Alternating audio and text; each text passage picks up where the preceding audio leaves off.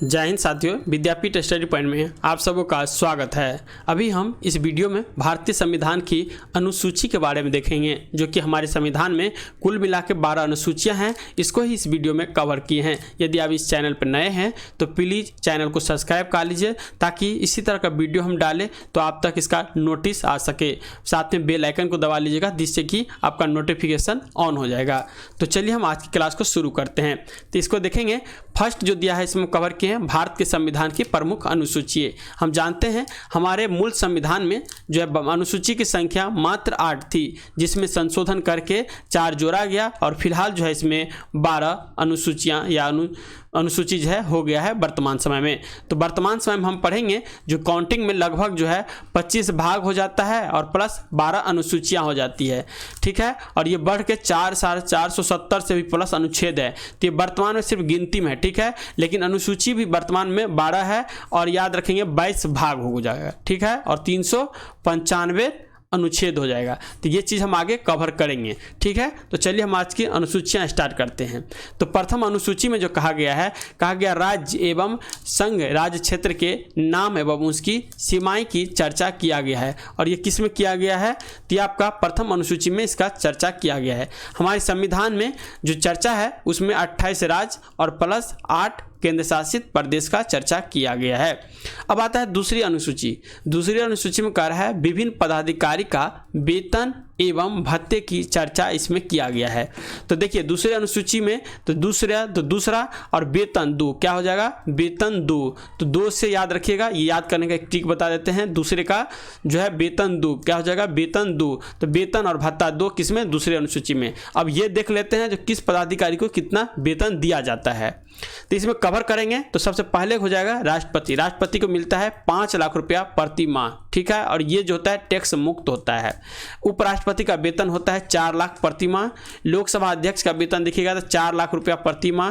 राज्यसभा लोकसभा उपाध्यक्ष राज्यसभा के उपसभापति का वेतन जो होता है ये 3.5 लाख रुपया प्रति माह होता है। सर्वोच्च न्यायालय के मुख्य न्यायाधीश के वेतन देखिएगा तो 2,80,000 रुपया प्रति माह होता है। सर्वोच्च न्यायालय के अन्य न्यायाधीश के वेतन देखिएगा तो 2,50,000 रुपया प्रति माह होता है।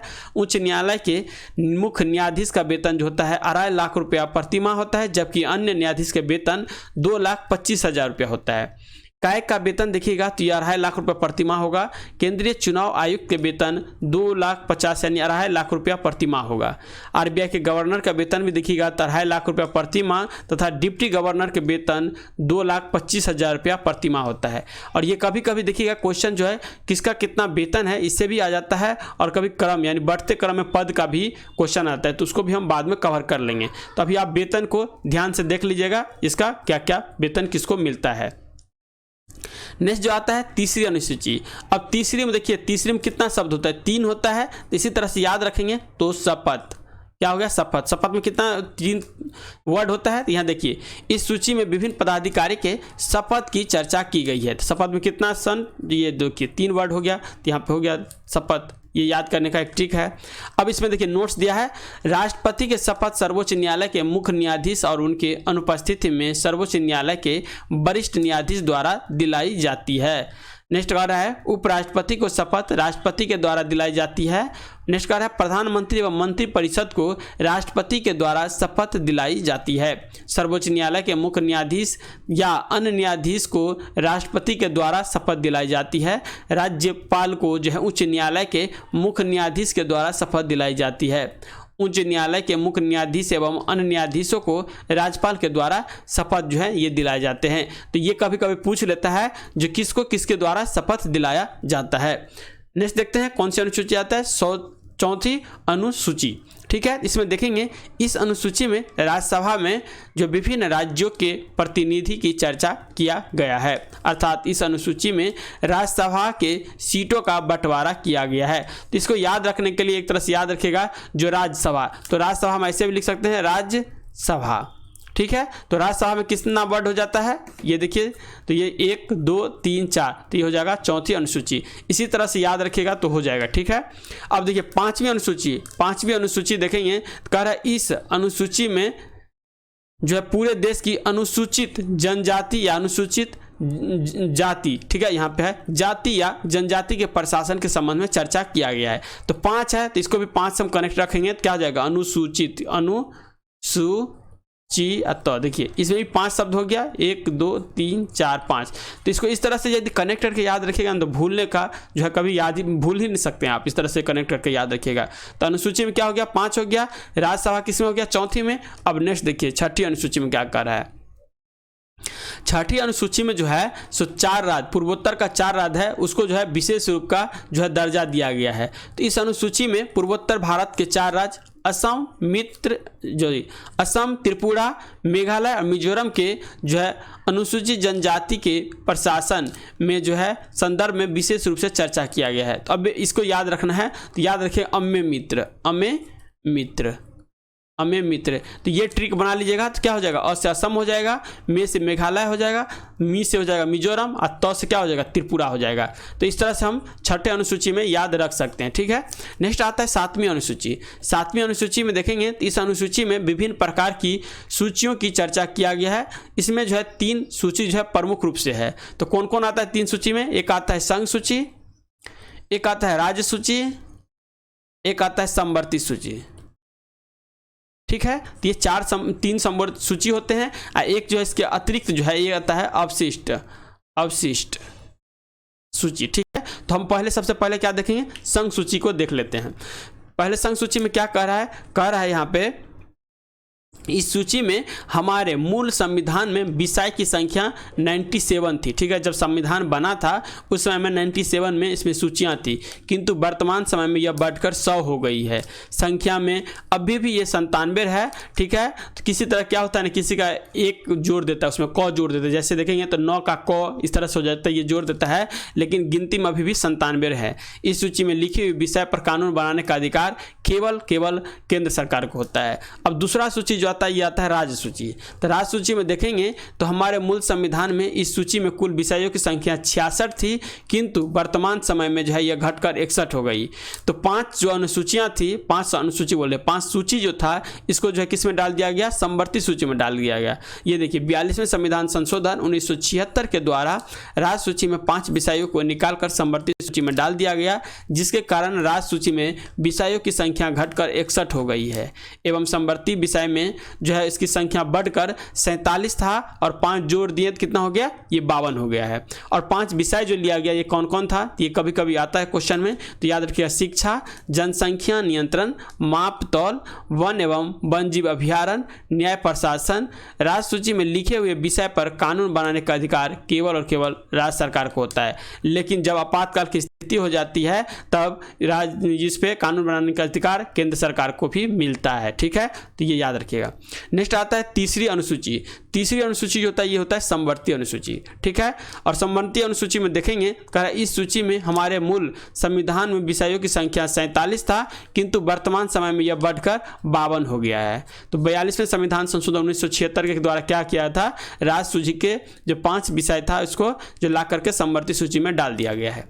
तो समवर्ती सूची में लिखे हुए विषय पर कानून बनाने का अधिकार केंद्र सरकार एवं राज्य सरकार दोनों को होता है, किंतु एक ही विषय पर जब दोनों कानून बना देता है और विवाद की स्थिति उत्पन्न हो जाती है तो उस स्थिति में केंद्र सरकार के द्वारा बनाए गए कानून मान्य होता है। यानी सेम कानून यदि राज्य सरकार भी बना देता है और केंद्र सरकार भी बना देगा तो दोनों के बीच में जब मध्यवर्ती यानी दोनों के बीच में विवाद उत्पन्न हो जाएगा तो जो मान्य होगा ये सिर्फ और सिर्फ केंद्र सरकार का जो कानून होगा ये मान्य होगा। अब इस तीनों के बाद एक आता है अवशिष्ट सूची।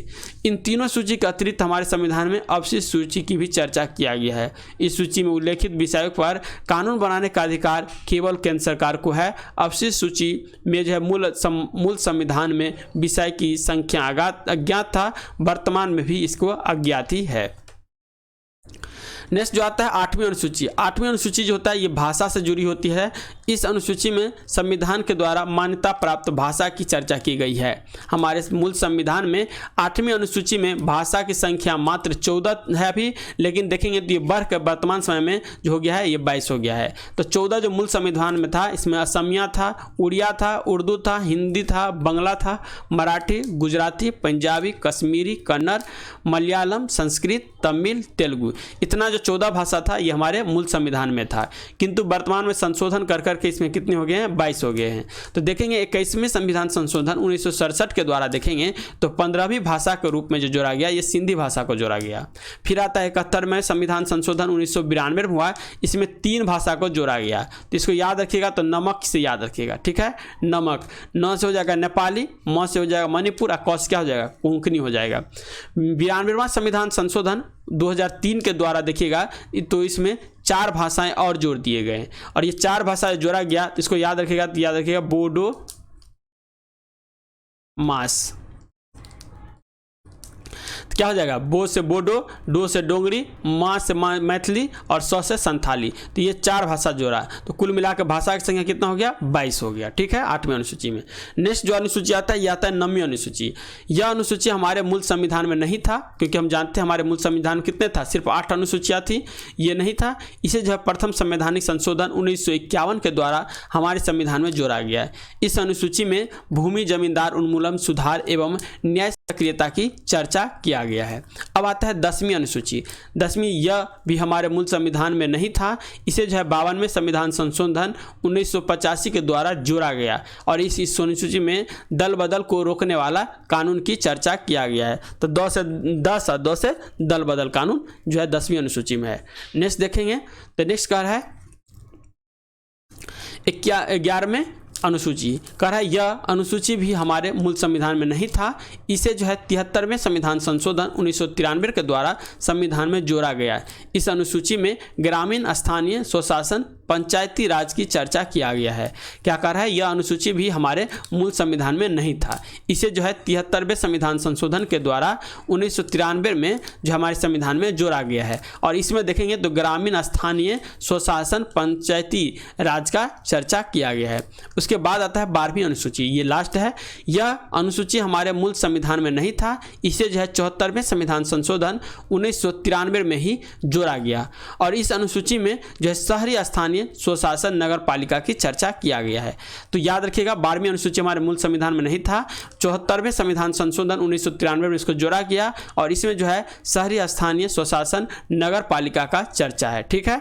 अब देखते हैं इससे जुड़ी हुई कुछ क्वेश्चन देख लेंगे। तो पहला क्वेश्चन कह रहे हैं, भारत संघ में शामिल राज्य और संघ शासित क्षेत्रों का उल्लेख भारतीय संविधान के किस अनुसूची में है। तो हम जानते हैं प्रथम अनुसूची में चर्चा किया गया है, भारत क्या है, राज्यों का संघ है।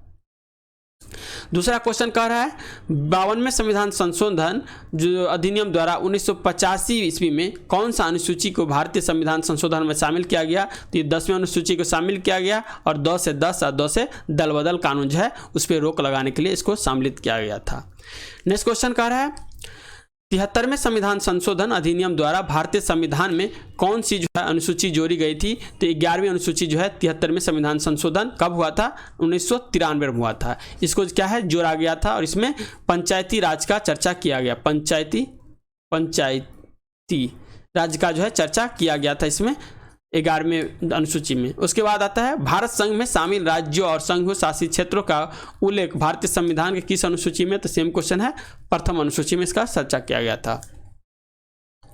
5वां क्वेश्चन कह रहा है, संविधान के किस अनुसूची में प्रत्येक राज्य और संघ राज्य क्षेत्रों के लिए राज्यसभा में जो है स्थानों का आवंटन सूची है। तो हम बताए थे राज्यसभा, तो राज्य में सिर्फ राज्य जैसे रखना है राज्यसभा, तो राज्यसभा में कितना सदस्य होता है, 4, यानी 4थी अनुसूची में। तो यहाँ पे इसका आंसर डी हो जाएगा। कह रहा है, भारतीय संविधान में 22 भाषाओं को राजभाषा का दर्जा प्राप्त किया गया है। इन राजभाषाओं को उल्लेख किस अनुसूची में मिलती है। तो 8वीं अनुसूची जो है भाषा से संबंधित है। नेक्स्ट क्वेश्चन देखिए, कह रहा है, किस अधिनियम को जो है संविधान के किसी अनुसूची में सम्मिलित करने पर उसकी वैधता को किस न्यायालय में चुनौती नहीं दी जा सकती है। तो ये जो कहा गया आपको 9वीं अनुसूची में कहा गया, ठीक है। 74वें संविधान संशोधन अधिनियम द्वारा भारतीय संविधान के कौन सी अनुसूची जोड़ी गई। तो ये जानते हैं 1993 में क्या है, ये जो है संशोधन हुआ था, 73 और 74 दोनों हुआ था, और इसमें जो है नगर पालिका को जोड़ा गया, और किस अनुसूची में, तो 12वीं अनुसूची में। तो इस तरह से देखिएगा तो आपका जो है लगभग इसमें जो है 12 अनुसूची को कवर कर लिए हैं। तो मिलते हैं नेक्स्ट वीडियो में, तब तक के लिए जय हिंद जय भारत। यदि चैनल को सब्सक्राइब नहीं किए हैं तो प्लीज़ चैनल को सब्सक्राइब कर दीजिए।